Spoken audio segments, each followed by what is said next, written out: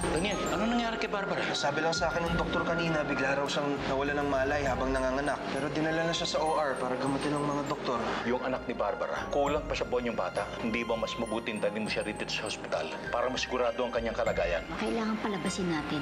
Namatay ang bata habang papunta sa ospital. Madali niya matatanggap yun. Alam niyang kulang sa buwan ng bata. Papunta na si Tito dito. May nahanap siyang ampunan para dalhin yung bata doon. Itatakas na lang kita, ha? Ibig mo sabihin, dito titira yung batang yan? Nasaan yung bata? Ano ginawa mo sa kanya? Yung totoo niyan, tinakas ni Merly yung bata. Mamaya na tayo mag-usap. Hahanapin ko muna ang apo ko. Yung tatay ni Barbara, patay daw sa aksidente. Di ba sinabi ko sa'yo, dapat pag uwi ko, wala na yung batang yan dito? Basta pagkagaling ng mami mo, ibabalik na kita sa kanya, ha? So isip tayo ng pangalan. Para ang pangalan mo. Barbara, alam ko naririnig mo ako. Gumising ka na. Please.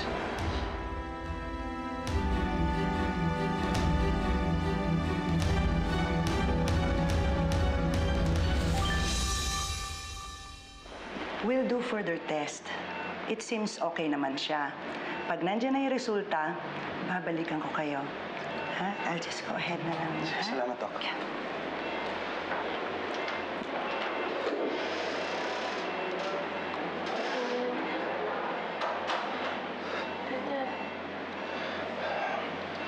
Barbara, buti naman at gumising ka na.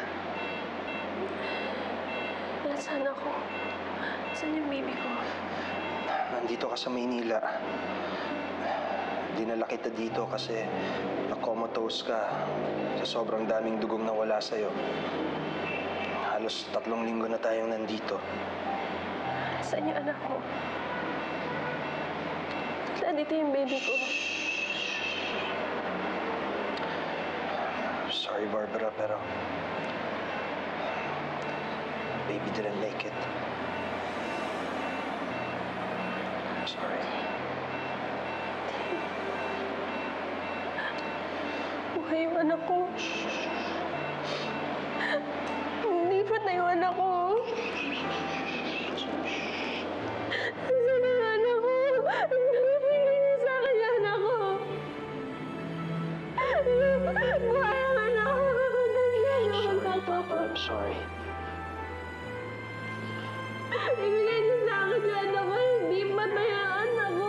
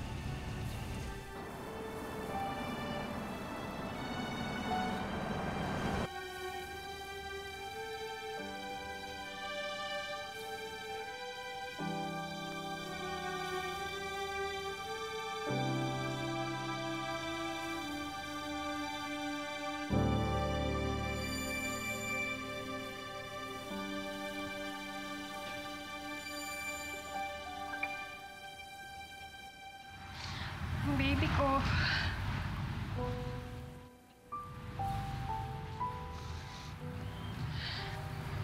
Hindi ko man lang siya nayakap o nahalikan.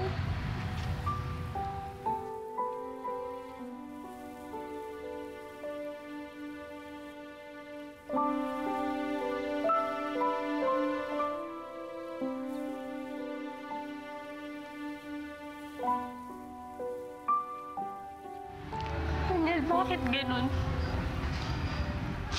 Bakit pareho pa sila ni Itay na nawala sa buhay ko? Lahat na lang ng taong mahal ko kinuha sa akin. Hindi pa lahat, Barbara. Andito lang ako. Andito pa ako sa tabi mo. Hindi kita iiwan.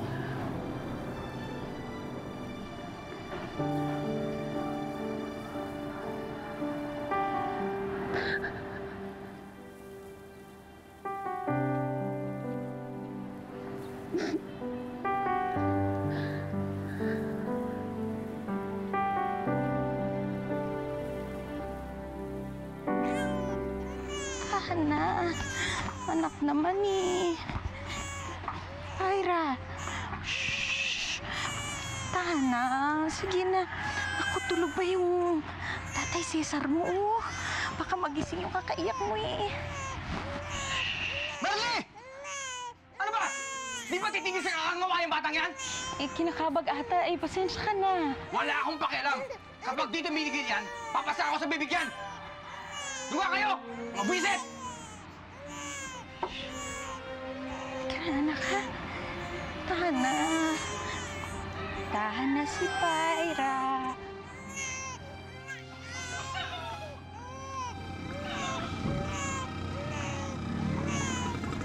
Lalabas tayo. Tahan ka na, ha? Bayan po. Ano ba to? Tahan na. Naku, ano ba? Inaantok ka ba? Ano ba nangyayari sa'yo? Ha? Tahan na. Uy, Marley, ang ligalig yata na ampon mo.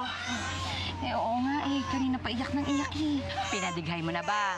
Tapos na eh. Wala eh. Ganun pa rin eh. Hayaan mo na, ine-exercise na lang ang baga niya. Titigil din niya pag napagod. Oo nga. No. Oy, Marley, hindi ka makakapaniwala sa balita tungkol sa bahay ng mga Dalfiero. Bakit? Narinig ko kasi pinagchichismisan sila ng mga amo ko. Diba, matagal na walang tao daw magmula nung dinala sa ospital sa Maynila si Ma'am Barbara. Pero ngayon, andito na raw uli sila. Kasi nagising na raw si Ma'am Barbara. Huh? O sige alis na ako. Bye-bye. Gising na si Barbara.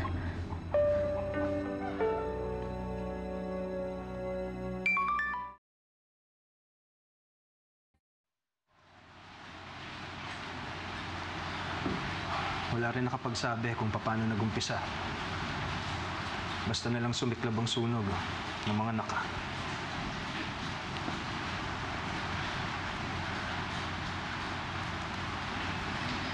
Nasaan si Marley?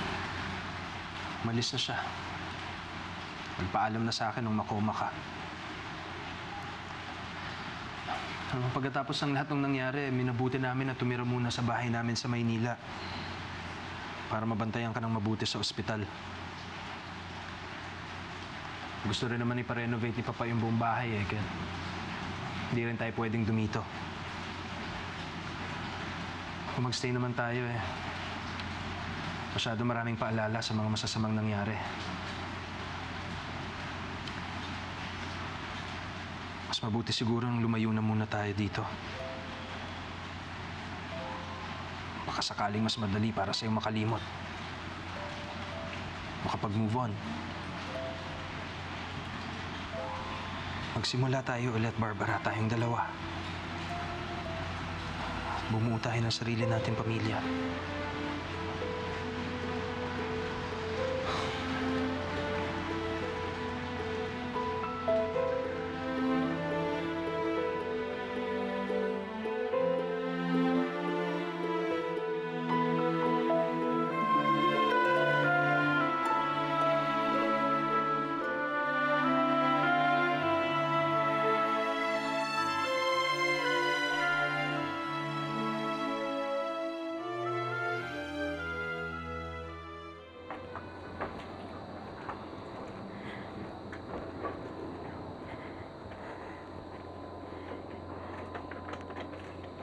Gumising na daw ang mami mo, Pyra.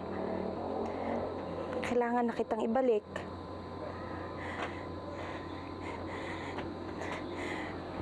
Pero parang...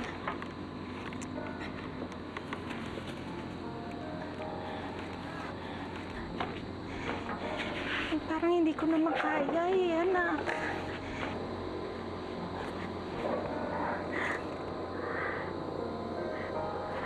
Ano bang gagawin ko? Pyra naman eh.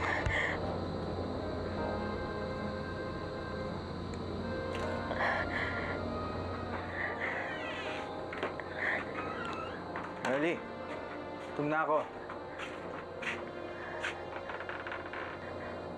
Ano drama-drama mo dyan? Ha? Cesar, ano kasi... Gumising na daw si Barbara. Nakabalik na sila doon sa bahay niya. Ano pang hinihintay mo? Hindi balik mo na yung pesting batang yan.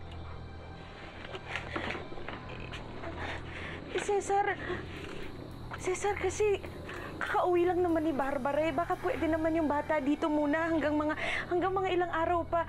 Eh, baka mahina pa si Barbara. Hindi niya kayang alagaan si Pyra. Di ba usapan natin?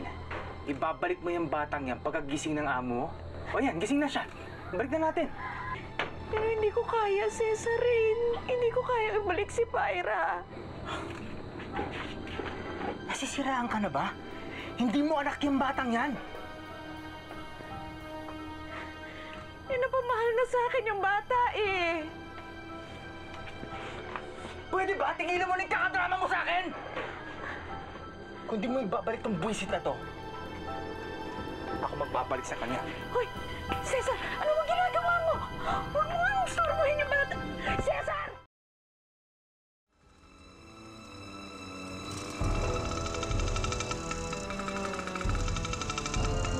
Ito!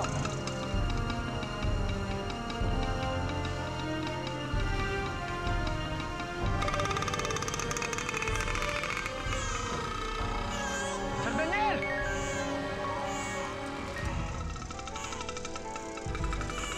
Tao po! Sir Daniel!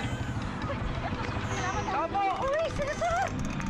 Cesar, ano ka ba? Akin na yung bata! Papakialaman! Uy, iyak na yung bata! Nakakaawa naman ako! Kasi kabubuti natin itong Marley. Ano ka ba? Hindi eh! Hindi natin kaalala yung bata. Uy, umiiyak na yung bata! Akin na lang muna yung bata! Daniel! Kawawa ka naman! Basta ibabalik ko to. Hindi ba na magising si Barbara eh? Kung nagising lang siya! Sige Basta muna desisyon ko. Ibabalik ko tong batang to. Cesar naman, akin na yung bata! Kawawa naman yung bata eh! Daniel! Tao po! Uy, huwag na! Muna desisyon ko. Merle! Daniel! Ay! Aswan, ano eh? Ito kasi si Susan magbabayad ng utang eh. Ang kulit eh. Bakit? Hinahanap po ba sila, Ma'am Barbara? Oo, bakit? Pumunta na sila ng Maynila. Wala nang tao dyan.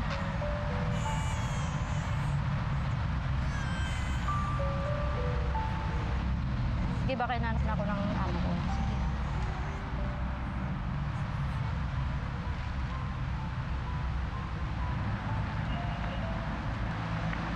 Umuwi na tayo, Cesar. Akin na yung bata.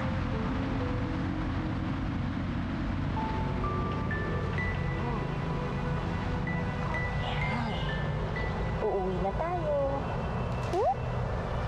Oh, sayang. Wala yung mami mo.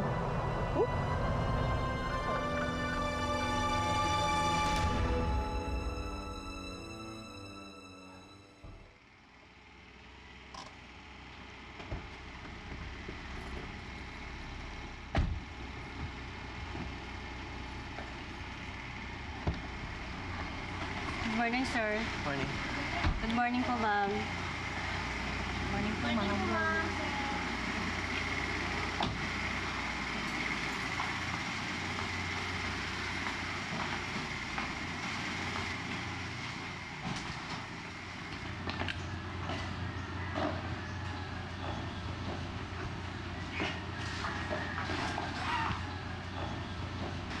Papa, Barbara, alalang-alala ako nung sinabi ni Daniel na dumiretso kayo sa Antique. Right after your hospitalization. Binigyan naman siya ng go signal ng doktor pa. Tsaka gusto niya talagang dalawin yung puntod ni Papa Fernan, pati ng baby eh. Condolences ka pala. Pasensya na hindi na ako nakahintay hanggang nagising ka. Naiintindihan ko yan, Papa.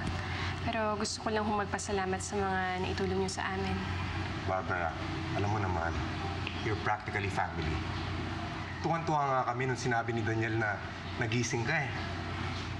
Sobra. Tuwang-tuwa. Halos magtatalon nga ako sa galak eh. Now, kung tapos na ang welcome remarks, baka naman pwedeng kumain na tayo. Kasi kanina pa kami naghihintay. Tagal nyo kasi.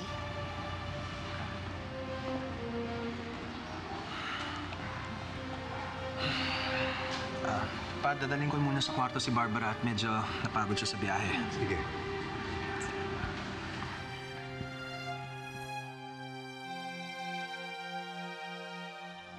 Marami naman dyan bahay ampunan. Bakit di na natin dalhin yung bata doon? Ano ka ba naman, Cesar? Baka naman pwedeng sa atin na lang yung bata. Tayo na lang kilalanin ng nanay at tatay. Ayoko nga. Hindi naman natin kano-ano yung batang yan eh. Magiging pabigat lang sa atin yan. Tsaka isa pang bunga nga kailang palamunin yan. Magtatrabaho na lang ako ulit para tustusan lahat ng pangangailangan ni Pyra. Pangako ko sa'yo, Cesar, hindi siya magiging pabigat sa'yo o sa atin. Cesar, alam mo naman matagal ko nang gusto maging isang ina, di ba? Ito na yung pagkakataon ko. Alam mo ba si Pyra? Siya ang bigay ng Diyos sa atin. Siya yung mga sagot sa dasal ko. Sige na naman, Cesar. Bahala ka.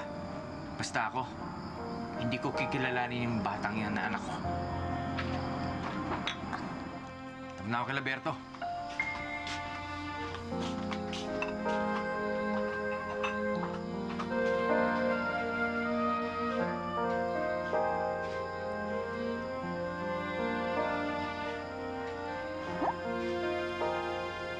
Narinig mo ba yon, Pyra, ha? Naku, pumayag na rin ang tatay Cesar mo. Nasamin ka na lang. Ha? Kami na magiging nanay at tatay mo. At ikaw, aalagaan ka namin ng mabuting mabuti. Ha? At mamahalin ka namin ng parang isang tunay na anak. Baby na kita, Pyra. Yay!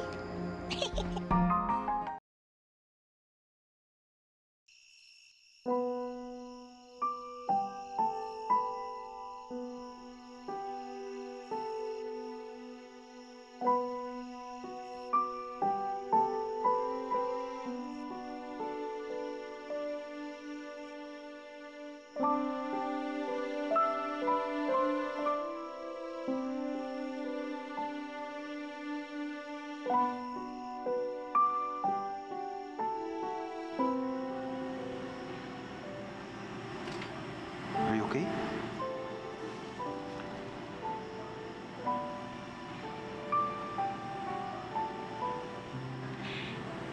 Hindi ko alam. Hindi ko na alam kung paano maging okay. Daniel, akala ko kasi kapag nanganak ako, yun na yung pinakamasayang nangyayari sa buhay. Pero nawala yung baby ko eh. Nawala rin si Itay.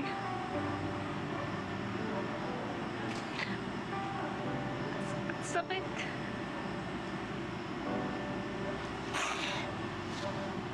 Sakit, Daniel. Parang lahat na lang kinuha yung mga taong mahal ko sa buhay. Alam mo, naisip ko, sana hindi na lang din ako nagising. Huwag kang magsasalita ng ganyan. Hindi kita iiwan. Hindi kita papabayaan. Ibibigay ko sa iyo ang nararapat na pagmamahal na dapat sa iyo.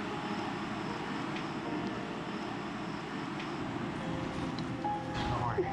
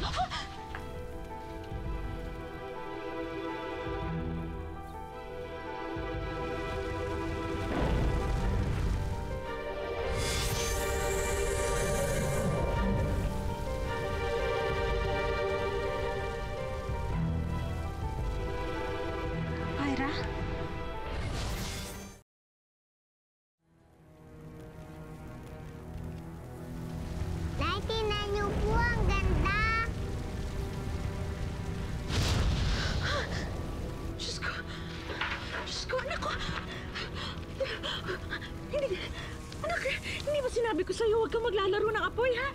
Hindi ka ba napaso, ha, anak?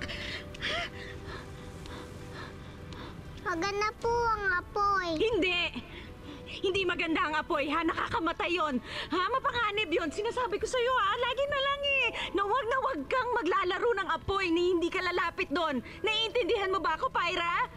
Mami mo, hindi na yung ganap mo magalit.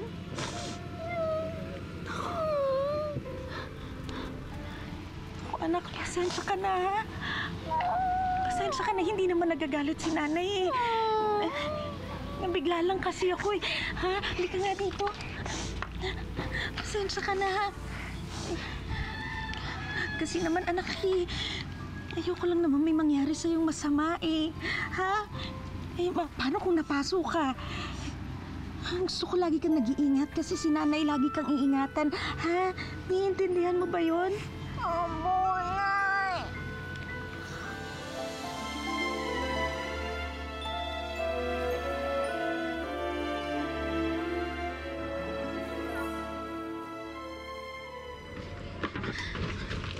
Pyra, anak. Patingin nga. Pyra, hindi ka ba napaso? Hindi po. Nainitan. Hindi mo ba naramdamang mainit? Hindi po, Nay. Sige na nga. Laro ka na lang.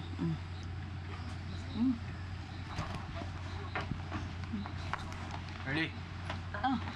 Pagkain na ba? Tabi ka nga dyan. Tabi. Sandali.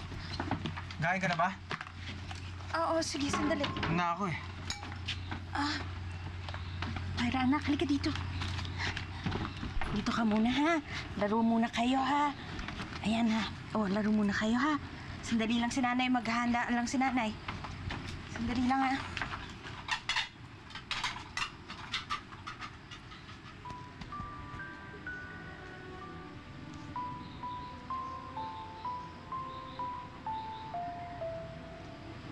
Anong tinitingin-tingin mo dyan, ha? Anong tinitingin-tingin mo dyan? Ha? Hindi ka kakain!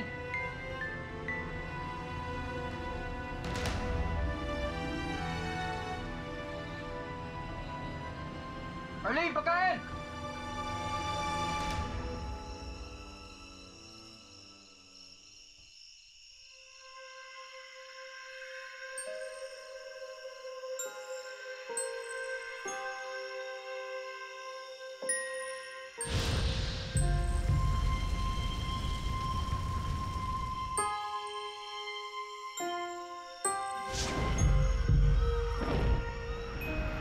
Isa siyang parakinetic katulad ng ama niyang si Ramon. Nay, sino po si Ramon? Wala, anak. Sige na, matulog ka na lang ulit, ha? Sige na, pikit. I love you, anak. Pikit ka na.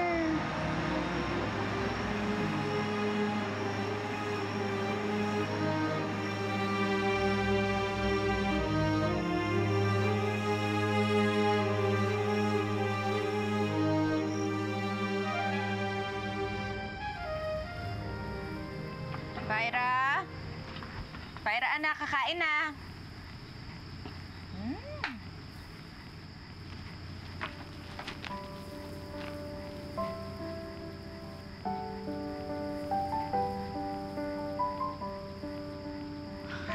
Anak, kanina pa kita tinatawag. Halika na, kain na tayo. Ay, sorry po, tinapos ko pa po kasi yung homework ko. Nako, alam mo, tama yan, anak. Mag-aaral ka dapat ng mabuti, ha? Kaya nga po pinagbubutihan ko talaga. Para po paglaki ko, maghanap po ako ng trabaho. Yung may malaking sweldo. Ba, kung malaking sweldo, tapos? Tapos po kayo po, hindi na po kayo magtatrabaho para di na po kayo mapagod, Nay. Tapos ibibili ko po kayo ng bagong bahay, yung maganda po, tapos yung malaki. Tapos po yung pagkain natin, hindi na po ganyan. Lagi na po masarap, Nay. Naku naman, malaking bahay, masarap na ulam. Naku anak, lika nga dito anak. Ang bait-bait naman ng anak ko. Ang swerte-swerte ko talaga sa'yo. O tapos malaking bahay. Yabang mo rin magsalita, ano? Akala mo ganun lang kadali yun? Bakit? Kulang pa ba ito sa'yo lahat? Ha? Cesar, nangangarap lang naman yung bata para sa atin eh. No? Ayaw mo na dito sa bahay ko. Gusto mo na ng malaking bahay. Lumayas ka. Uy! Lumayas ka! Cesar, ano ba yung bata nasasaktan? Paano? Napakawalang utang na loob ng batang yan. Pasalamat ka. Kinupkup ka namin. Cesar, tama na. Ano ka ba? Sige. Simula ngayon, maghanap ka na ng trabaho. Dahil ako, wala na kayong maasahan sa akin dalawa. Ano? Ha? Bakit? Sandali, anong nangyari? Nalulugi na yung pabrika. Tatanggalan sila ng tao.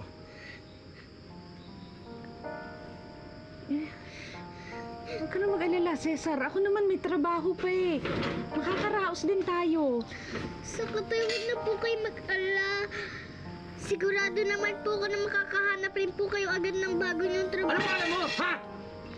Cesar, ano ba? Huwag naman tayo mag-away sa harapan ng pagkain, oh. Walang gana. Buisit!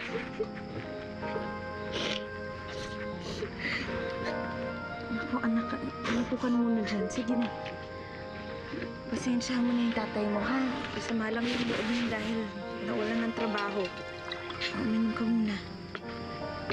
Kumain ka ng mabuti, ha? Mas maaga ka matulog, ha?